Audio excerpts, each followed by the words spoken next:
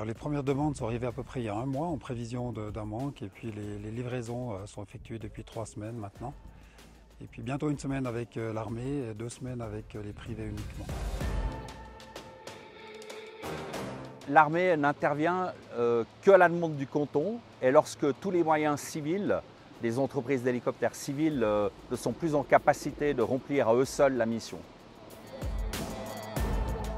Nous intervenons dans le canton de Fribourg avec 3 Super Puma qui sont capables d'apporter à chaque rotation 1,5 tonne d'eau sur les alpages.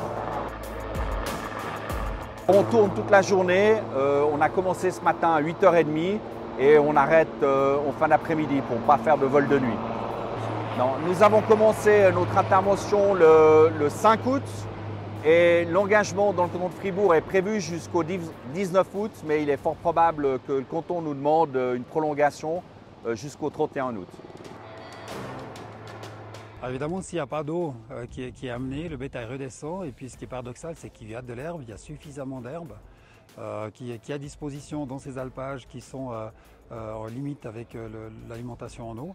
Et puis le but, c'est d'éviter un effet domino, de descendre des étages supérieurs en inférieur pour aller jusqu'en plaine, pour charger la plaine qui, elle, en tout cas en Suisse romande, n'a pas de fourrage à disposition dans les pâtures qui sont très sèches.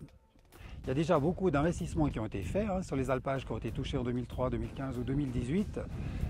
Ces alpages ne sont plus dans la liste des alpages à fournir en eau. Par contre, il y a de nouveaux alpages qui n'avaient jamais été touchés par ces périodes de disette en eau, qui depuis 40, 50 ou plus ont toujours eu suffisamment d'eau, qui sont concernés par ce manque d'eau cette année. Donc maintenant, il s'agira de pousser les investissements pour éviter à l'avenir les vols en hélicoptère pour amener cette eau qui correspond vraiment à une année exceptionnelle et qui n'est pas à répéter chaque année.